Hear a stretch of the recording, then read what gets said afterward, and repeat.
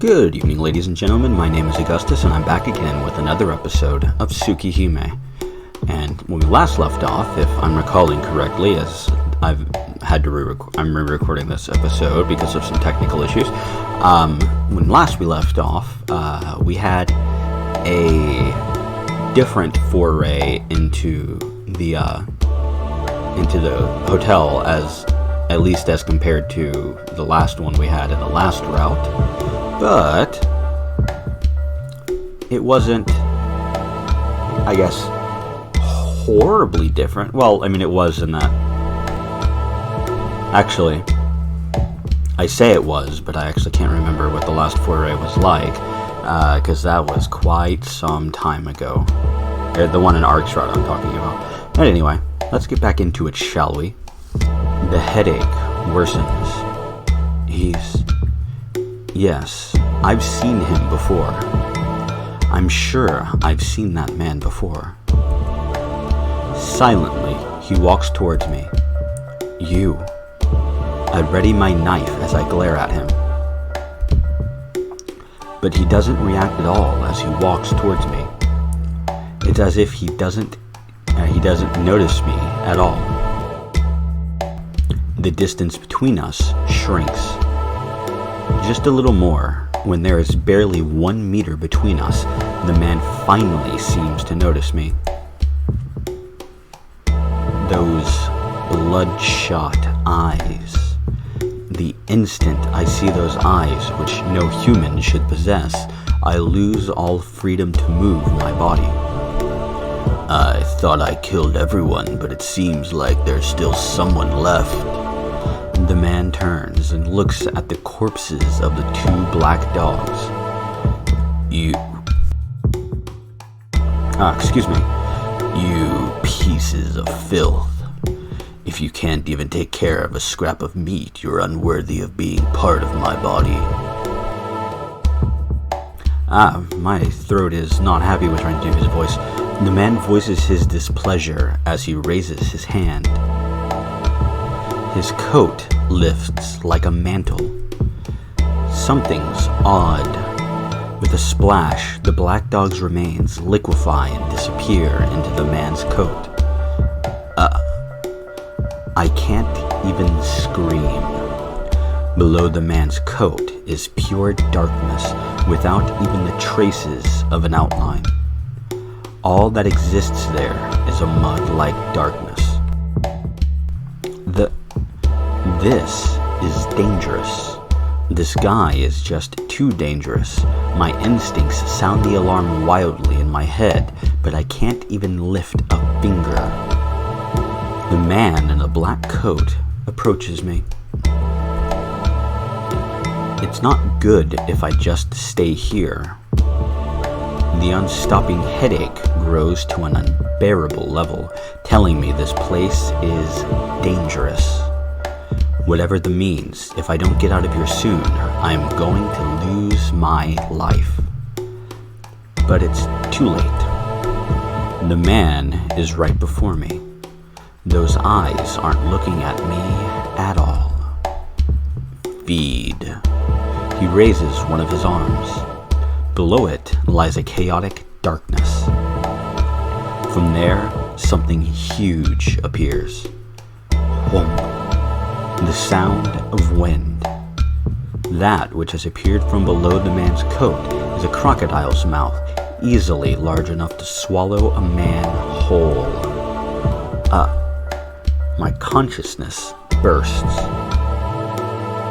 In panic, I slash at the crocodile's mouth. But it's a futile act. There is a squishing sound.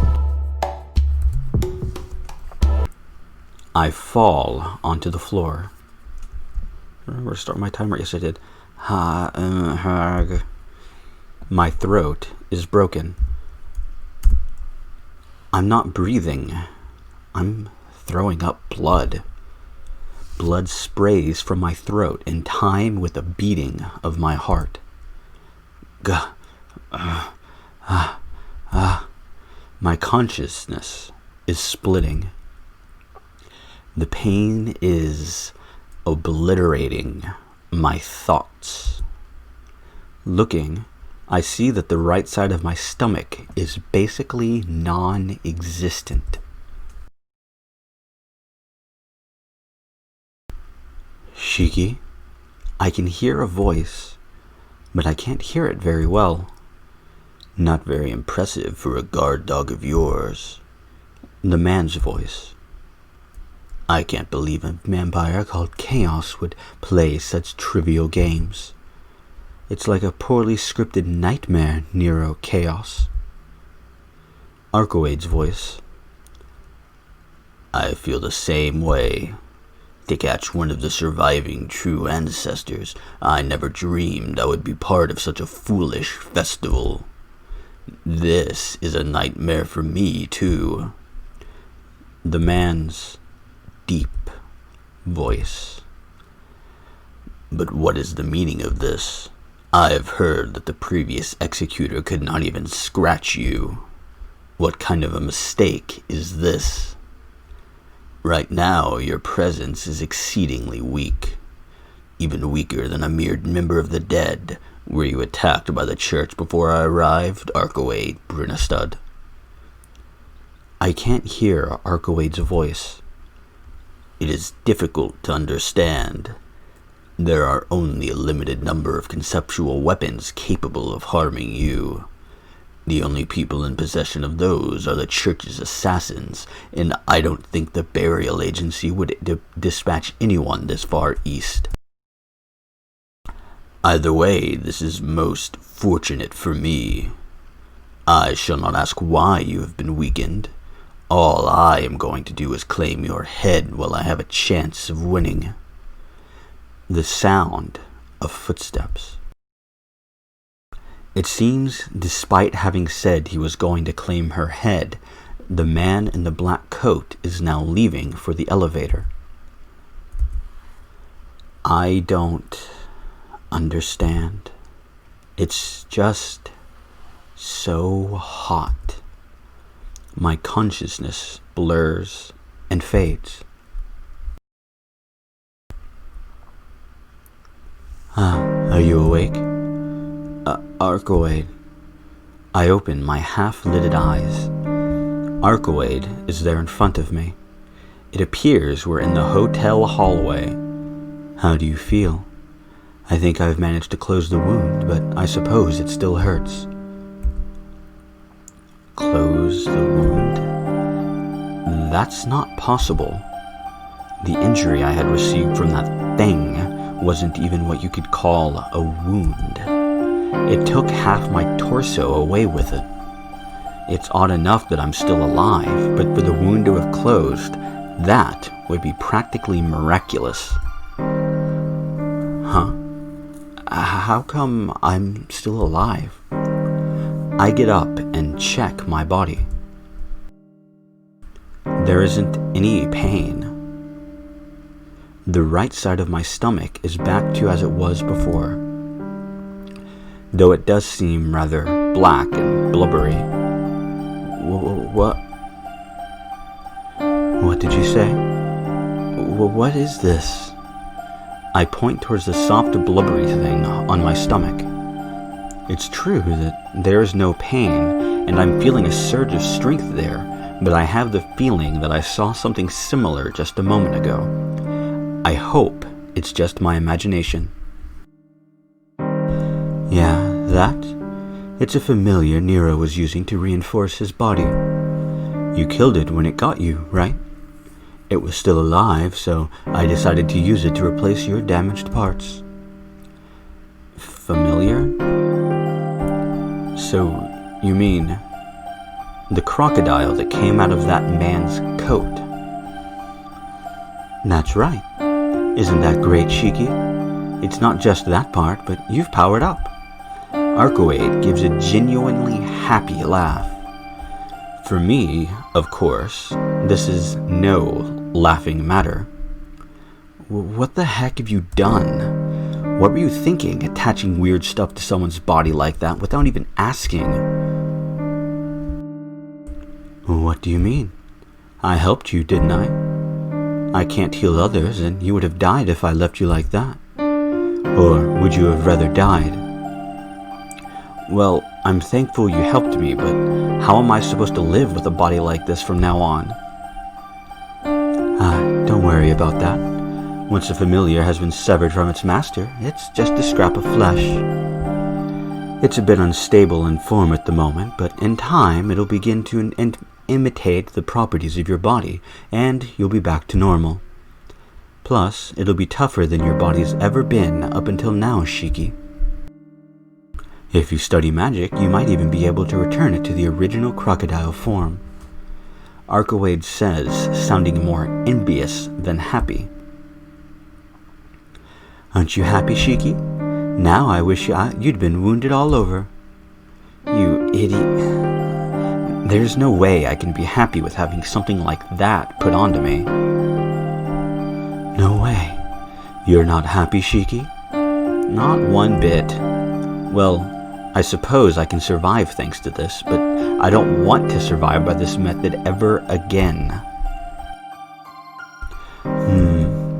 Okay, I'll make up with a different method next time. Arkawade mumbles a response. Is she repenting? Or did she not learn anything? I seriously cannot tell from a line like that. Well, it's alright. I was just shocked at first because it was so sudden, but you did help me, Arkawade. That's one thing I'm really thankful for. Really? That's an odd thing to thank me for, Shiki. I haven't done much. It's okay. I'm thankful, so be thanked. You don't have to feel bad about it. Yeah, you're right, I suppose. Arkawade seems lost in thought for some reason. Okay. Anyway, let's get out of here, right now. With all the fuss that's been raised, it's going to get inconvenient if we stay here any longer. All the fuss? That's right. None of the people in this hotel are alive anymore. I get up. My stomach doesn't hurt, but it feels as if my body belongs to someone else, and my mind swims. We'll head to my room for now, but Shiki? My mind sways. Arkawade is saying something, but I can't hear a thing. As if I'm falling into an abyss, I lose consciousness, this time for real. Fade to black, Shiki's dead? No, it's never that simple. We are, however, in a new chapter. 4.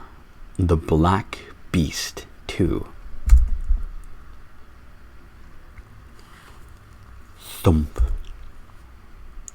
Right next to me, I feel someone's heartbeat.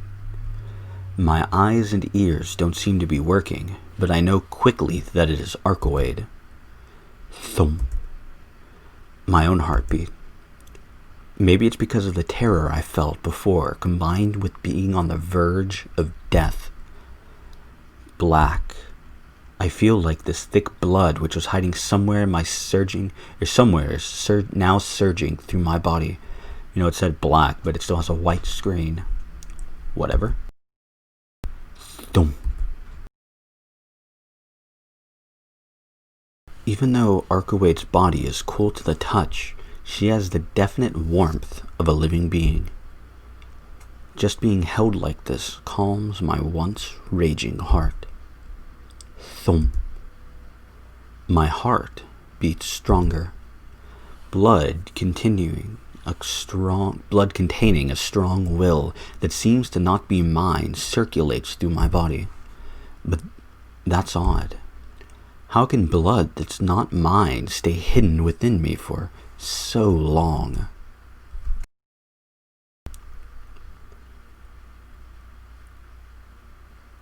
Investigators believe the cause of Takada Yuichi's motorcycle accident was a malfunction in the brake pedal which occurred while he was descending a steep hill. Fortunately, no one was killed in the accident. A newscaster's voice flows from the speaker. That voice wakes me from my slumber. Where am I? A large room I don't recognize. This is... I take that back. I do recognize this place. I've been in this room once before. It's Arcowade's room. I am lying in bed covered by sheets. It's about past noon. Arcowade doesn't seem to be anywhere in the room, and uninteresting news fills the air. Where did Arcowade go? And I sense someone's presence in the kitchen. In the kitchen? I get out of bed. Curious, I check my stomach for wounds, but it's perfectly healed. I touch it timidly. If I scratch it, I feel the scratch. If I pinch it, it hurts. It looks like that black blubbery thing really has become part of my body. Well, for now, I can't comment much on it. More importantly, I have to ask Arcowade about what happened in the hotel. Hey, Next on the news, a massive number of people went missing in the early morning hours at a hotel in southern, I'm not even going to try, city. I'm not that courageous. My Japanese pronunciations are not great. Not going to try that. I stop dead in my tracks. My eyes become glued to the newscaster on the television set. 103 people staying at the hotel are still unaccounted for. Furthermore, bloodstains can be seen within the hotel, and the police are beginning to suspect that they were involved in some kind of crime. What are you saying? Bloodstains? It wasn't something that small and cute. The newscaster reads off the script with a disinterested tone. The screen switches to the scene of the hotel I stayed at earlier, and there's a listing of the names of the 103 missing people. Of course, neither my name nor Arcowade's name are on the list. Furthermore, a large amount of wild animal hair was found within the hotel. It is presumed that the hair is connected with the suspect in some way. Some of the confirmed hair samples appear to be from large breeds of dogs, wolves, and there was also evidence of a bear. There are numerous different hair samples found on the scene. Ridiculously, what appeared to be shark bites were also reported from the scene. Click. I switch off the television set. I think this, ladies and gentlemen, is where we're going to call it. This is going to be a shorter episode, though not drastically so, but it is still going to be shorter than I want. Actually, I take that back. It is going to be quite a bit shorter than I normally record. Whatever. Anyway, I have to make sure that there's no more technical issues. And I don't want to record like a 30-minute episode and then have to re-record it again, because I've already done that once. But anyway, as we go along, we wake up in the morning, and what's next? We need to talk with Arcowade, and there's still the unresolved matters with Nero. So I guess, ladies and gentlemen, we'll find more about that and, well, the conversation with Arc, rather, next time on Tsukihime. I hope to see you all there.